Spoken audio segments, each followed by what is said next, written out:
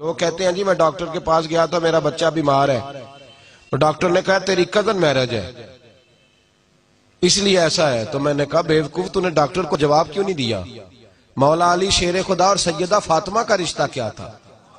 جواب کیوں نہیں دیا؟ اور تو نے یہ کیوں نہیں جواب دیا کہ اگر کزن میرج میں مسئلہ ہوتا تو سب سے پہلے رسول پاک منع فرماتے؟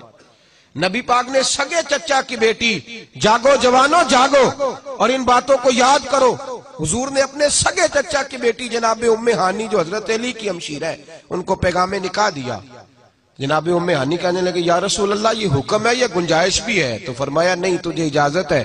تو حضرت ام ہانی عرض کرنے لگی حضور میں شوہر کی خدمت تو کر سکتی ہوں نبی کی نہیں کر سکتی. شوہر کی خدمت کر سکتی ہوں پر پیغمبر کی نوکری نہیں کر سکتی. تو حضور صلی اللہ علیہ وسلم نے فرمایا ٹھیک ہے تجھے اجازت ہے. تو حضور اگر کزن کو پیغام نکاح دے رہے ہیں تو اس کا مطلب ہے کزن میرج میں کوئی مسئلہ ہو سکتا؟ بولیے سارے ہو سکتا؟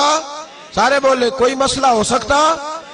اگر ساری دنیا کے ڈاکٹر بیٹھ جائیں ان کی بات مانی جائے گی یا آمنہ کے لال کی بات مانی جائے گی؟